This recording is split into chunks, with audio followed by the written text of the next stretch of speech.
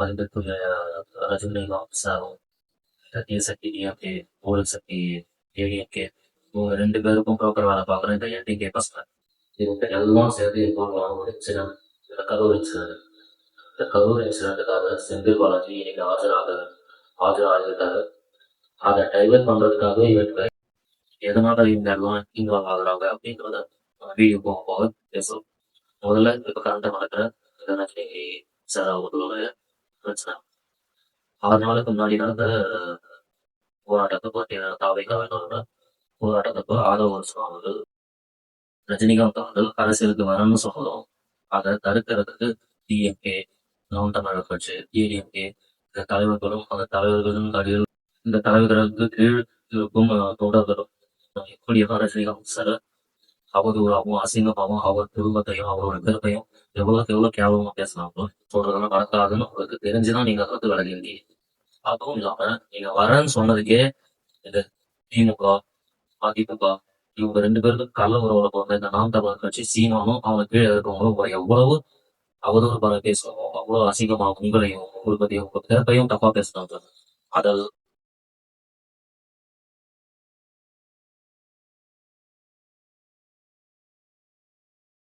பிறப்பையும் தப்பா பேசுறாங்க. மண்டைக்குள்ள மயில் தான் இல்ல பார்த்தா மூளை இருந்து பரதேசி போயிருக்கு. மரியாதை ரஜினிகாந்த் கூட்டம் என்ன பேசுவாரு கேட்க முடியாது. சூப்பர் ஸ்டார் யாரா சூப்பர் ஸ்டார்? யார் சூப்பர் ஸ்டார்? இங்க ஒரு மாநகர நடிகர் ஒருத்தருக்கான், ஒரு 50 வருஷமா தமிழ்நாட்டுல வாழ்ந்திருக்கான இந்த புறம்போக்கு இவளுக்கு ரசிகரா இருக்கணும், செருப்பு போட்டு அடிக்குவாங்க. நான் வருவேன். ஒரு வெற்றிடம் இருக்கிறது, சுடுகாட்டுல கூட நிறைய வெற்றிடம் இருக்குது.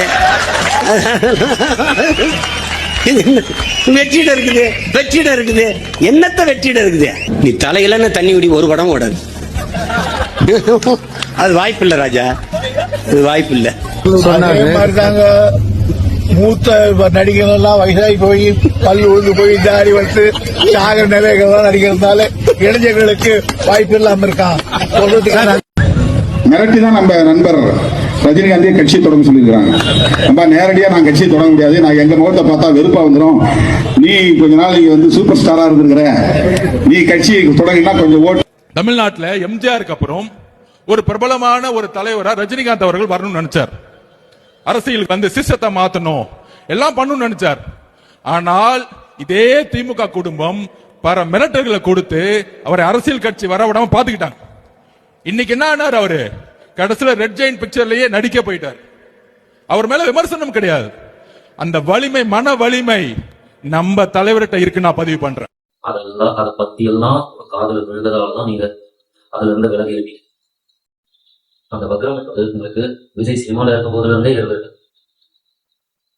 தன்னை விட பெரிய அளவுக்கு போயிட்டாரு, தன்னை விட ஒரு பெரிய விதத்தில் இருக்கிறார் அப்படின்ற ஒரு வக்ரம் பொறாமை வந்து உங்களுக்கு அவர் சினிமா துறையில் இருக்கும் போதுல இருந்தே இருந்துதான் இருந்தது. அதை இந்த பொட்டமுருகன் பல பதிவுகளில் உங்களை எதிர்ப்பதற்காக விஜய் பயன்படுத்தி போட்டதுதான் பதிவுல.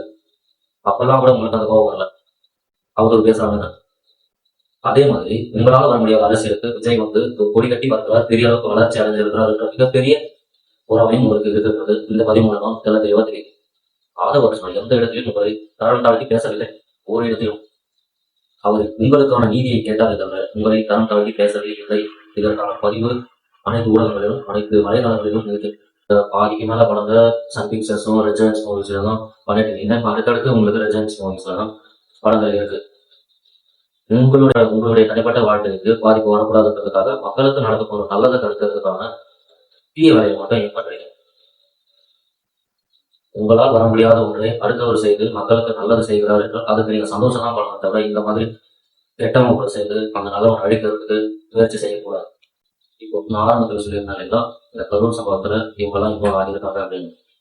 கரூர் சம்பவம் நடந்த உடனே அடுத்த சில மணி நேரத்தில் ரஜினிகாந்த் அவர்கள் கடைசியா மக்களுக்கு ஓட்டு போயிட்டு அது மட்டும்தான். அதுவும் விஜய் அவர்கள் இன்வால்வ் ஆகி இருக்காருன்றதால தூண்டப்பட்ட ஒரு பதிவு தான். இந்த விஷயத்துல செந்தில் பாலாஜியும் இன்வால்வ் ஆயிருக்காங்க, டிஎம்கேவும் இன்வால்வ் ஆயிருக்காங்க. ஆனா இந்த நாம் தமிழர் கட்சின்றவங்க எங்க இருந்து வராங்கன்னா இந்த விஷயம் நடக்கிறப்பதான் சீமான் அவர்கள் விஜயலட்சுமி கேஸ் விஷயமா போட்டுதான் ஆகுறாங்க.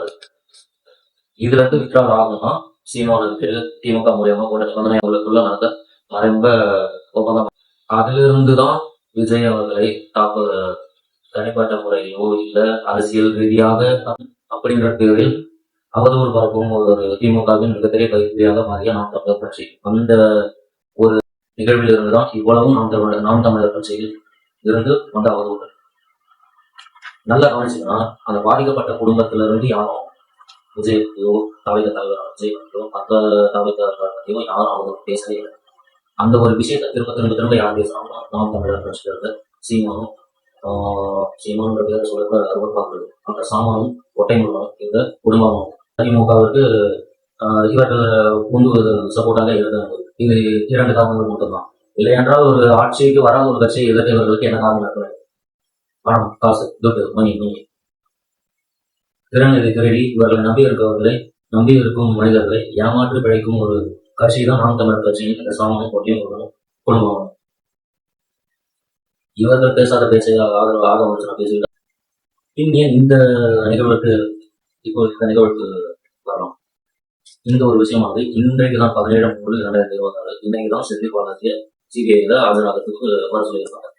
செந்தில் பாலாஜி அதை அந்த அழைப்புல பலரும் நிராகரிச்சு அது மெயில் மூலியமா வெளியே வந்த அப்புறம் தான் விஷயம் தெரிஞ்சு அவர் 17 போயிருக்காரு. இன்னைக்கு போயிருக்காரு.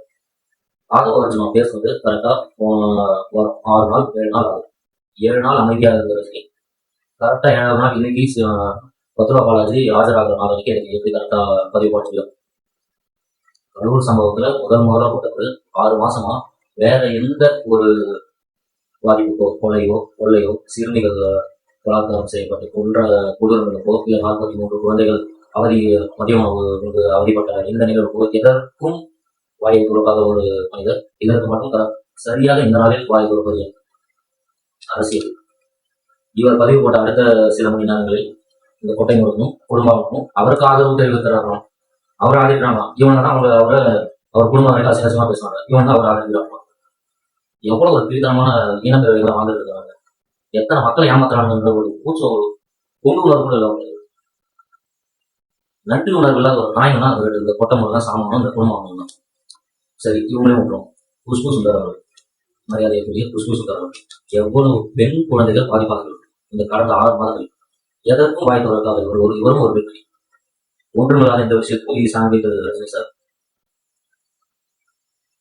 இதையெல்லாம் நம்பி மக்கள் எதை நம்பி உங்களுக்கு ஓட்டு போட சொல்றேன்? எதை நம்பி போடணும்னு நினைக்கிறீங்க? எந்த ஒரு பாதிப்புக்கும் எந்த ஒரு கொள்ளுறதுக்கும் கேள்வி கேட்க மாட்டீங்க. ஏன் அப்படி கேட்டாங்க, ஏன் அப்படி பேசாம கேட்கிற ஒருத்தரை எதிர்த்து நீங்க கேள்வி கேட்கறீங்கன்னா நீங்க எந்த விதமான ஒரு அரசியல்வாதி? உங்களால எங்க மக்களுக்கு என்ன நல்லா நடக்கும்? சிந்திச்சு ஓட்டு